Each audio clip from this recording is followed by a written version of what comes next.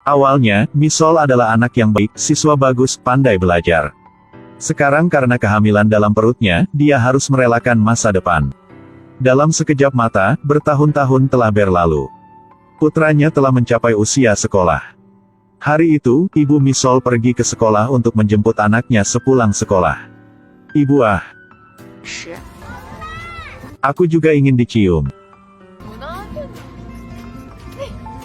Adikku lucu sekali. Ternyatanya Mbak Sunah tidak menginginkan putrinya karena yang telah terjadi tahun itu. Kehilangan kesempatan kuliah berarti menutup pintu masa depan. Jadi terlepas dari keberatan Misol, dia memasukkan nama anak itu ke dalam daftar rumah tangganya. Karena itu selama ini di depan putranya, Misol hidup di bawah status kakak perempuan Yang Wong. Pada tahun itu, setelah melahirkan, butuh 3 tahun untuk berhasil masuk ke universitas. Meskipun universitas itu hanya jenis C. Tapi setidaknya ketika dia keluar, dia masih bisa mengatakan bahwa dia lulus dari perguruan tinggi. Tapi karena belajar 3 tahun lebih lambat dari teman sekelasnya, jadi tidak mudah baginya untuk mendapatkan pekerjaan. Terdekat kali dia meminta wawancara posisi penyiar. Biasanya untuk membantu biaya hidup di keluarga ibunya. Dia tidak keberatan bekerja lembur, di siang hari dia mengantarkan susu.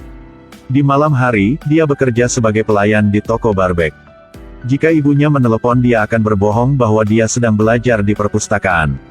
Tapi siapa sangka melakukan pekerjaan bergaji rendah ini. Hanya karena dia pergi menjemput adik laki-lakinya, dia terlambat bekerja suatu hari dan gajinya dipotong. Meski hidup begitu keras, Misol selalu menjaga sikap optimis melihat ke depan. Setelah seharian berjuang mencari nafkah, ketika dia sampai di rumah, gadis itu melihat putranya itu sudah puas untuknya. Namun, dia hanya bisa hidup atas nama seorang kakak perempuan. Tapi baginya, itu telah sangat berkah. Sementara itu, Sukbin adalah ayah dari Yang Wong. Dia segera menikahi Yun Jung, seorang gadis kaya yang keluarganya di Amerika. Hari ini adalah hari dia dan istrinya kembali ke Korea untuk menetap. Melihat menantu yang cantik di luar dengan banyak uang di dalam, Mbak Jungja tertawa sampai matanya menyipit. Dia telah melupakan semua tentang Misol tahun itu. Dia pikir dia pasti cantik dan berbakat seperti ini, yang layak menjadi istri putranya Sukbin. Namun, Yun Jung sudah lama tinggal di Amerika, jadi dia cukup berani. Membuat Nyonya Jungja tertegun dan tidak bisa bereaksi. Tapi pada akhirnya dia hanya tersenyum untuk melepaskannya. Karena dia tahu latar belakang keluarganya adalah umum. Ketika anaknya menikah dengan Yun Jung, itu juga dianggap sebagai parasit di cabang yang tinggi. Sebenarnya rumah Mbak Jungja sama sekali tidak kaya. Bertahun-tahun itu telah tinggal di rumah pamannya. Dan paman tertua sebenarnya hanya menantu tinggal di keluarga istri Kang dia. Tapi di luar dugaan, putri Bukang mengalami kecelakaan dan meninggal mendadak. Tinggalkan suaminya Jin Guk sendiri.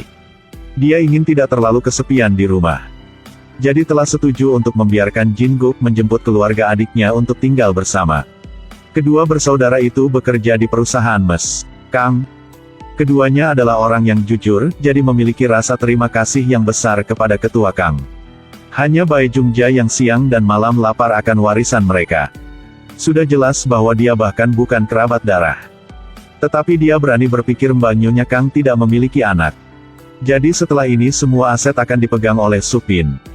Sukbin baru saja pulang dan memutuskan untuk segera pergi ke perusahaan Bukang untuk bekerja. Tuan Jin Guk mendengar itu dan berkata bahwa kaum muda harus lebih aktif untuk mendapatkan lebih banyak pengalaman.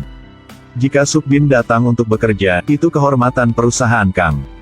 Meskipun kamu seorang cucu, kamu tidak dapat melewati pintu belakangnya. Kamu masih harus lulus wawancara untuk masuk ke perusahaan. Ya, aku akan melakukannya. Ujian untuk apa? Seharusnya mengatur posisi kepala departemen untuknya. Bai Jungja duduk di sebelahnya dengan pemikiran seperti itu. Setelah bertahun-tahun, dia masih melayani dan mengurus Presiden Kang. Namun, itu hanya disengaja untuk keuntungan. Jadi dia mencoba yang terbaik untuk menyanjung Mbak Kang. Dia akhirnya berhasil meyakinkan Mbak Kang. Biarkan Sukbin diterjunkan ke posisi kepala departemen perencanaan. Jungja senang berpikir bahwa dia akan menikmati keuntungan. Tidak menyangka dunia ini begitu kecil. Ketika dia pergi ke supermarket, dia bertemu seseorang yang dia kenal bertahun-tahun yang lalu. Dia segera mengenali bahwa orang yang berdiri di dekatnya adalah Ibu Misol. Dia langsung panik dan tidak menyangka akan menemukan mereka di sini. Dia takut rumah Misol akan mengganggu kehidupannya yang damai. Takut anaknya akan tahu yang sebenarnya. Dia bahkan mencoba keras untuk menemukan alamat putra Misol. Persis seperti Sukbin ketika dia masih kecil. Dia benar-benar berani melahirkan. Apa yang harus saya lakukan sekarang? Jungjah. Sunahah. Ibu.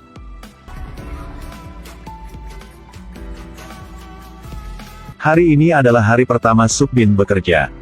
Namun Yunjung masih berbaring di tempat tidur dan tidak mau bangun. Dia mengulurkan tangan untuk memberi Sukbin pelukan selamat tinggal. Dan kemudian dia terus membungkuk di bantal dan tidur lagi. Kali ini, dia telah membuat Jungja tidak puas. Dia mengkritik bahwa menantunya tidak memahami, dia tidak bangun. Tapi Sukbin hanya menganggap ini masalah kecil. Jungja ingin menunjukkan gengsi kepada menantunya. Jadi dia masuk ke kamar dan hendak memarahinya. Tapi tak disangka, saat Yunjung sedang tidur, dia tiba-tiba terbangun saat mendengar suara itu. "Oh ibu, kenapa kamu masuk kamar tanpa mengetuk? Hari ini adalah hari pertama suamimu bekerja, tapi kamu masih bisa tidur. Aku telah menciumnya, itu bisa dianggap aku telah bersorak untuknya. Kamu udah melakukan hal besar sekali ya. Oh ibu, kamu membuat ini untukku setiap hari ya. Rasanya enak banget. Karena sejak kecil hingga dewasa tinggal di Amerika jadi sekarang begitu ya. Mengapa tidak takut sama sekali pada ibu mertua?" Dia bertemu Yunjung yang tidak bersalah dan suka diemong. Dia tidak perlu berusaha keras untuk mengalahkan Jungja. Jadi dia tidak bisa bilang kata keluhan apapun lagi. Dia hanya bisa memaksakan senyum untuk menelan kemarahan ini dan menghitungnya nanti. Tapi ketika dia pergi menemui teman-temannya, dia penuh pujian untuk menantunya. Cantik, kaya, tapi juga sangat sayang putranya. Meninggalkan semua keluarganya di AS untuk kembali ke Korea untuk menetap dengan Sukbin. Teman-temannya semua mengaguminya setelah mendengarkannya. Jungja pikir hari-hari berikutnya akan berlalu begitu saja. Tapi tak disangka, hari pertama Sukbin bekerja. Dia kebetulan bertemu Misol di jalan. Dia sekarang telah terbang ke cabang yang tinggi. Sementara Misol sedang memakai rok pendek. Iklan menari murah di jalan. Sukbin dalam perjalanan kembali ke perusahaan. Di kepalanya hanya gambar Misol tadi. Dia bergegas kembali ke tempat dia bekerja tetapi dia sudah pergi. Sukbin sedang hendak menyerah.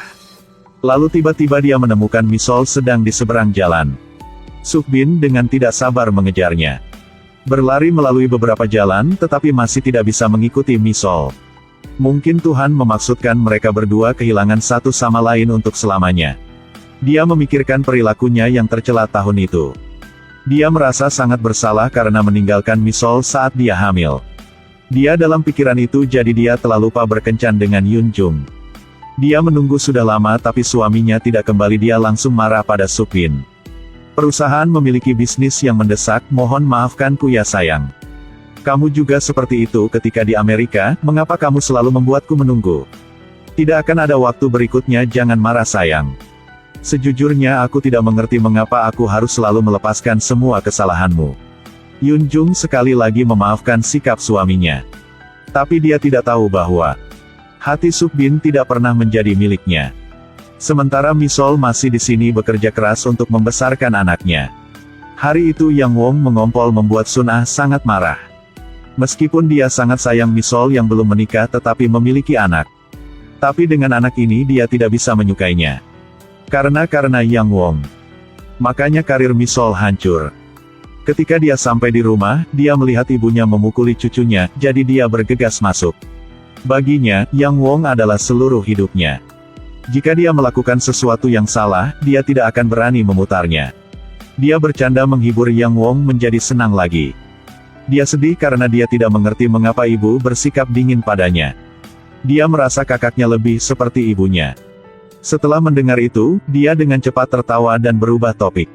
Dia tidak berani mengakui bahwa dia adalah ibu dari anak laki-laki itu. Di malam hari, dia memeluk putranya dengan erat dan patah hati. Keesokan harinya dia pergi bekerja lagi. Tak disangka, dalam perjalanan mengantarkan susu, dia bertemu dengan seorang pencuri.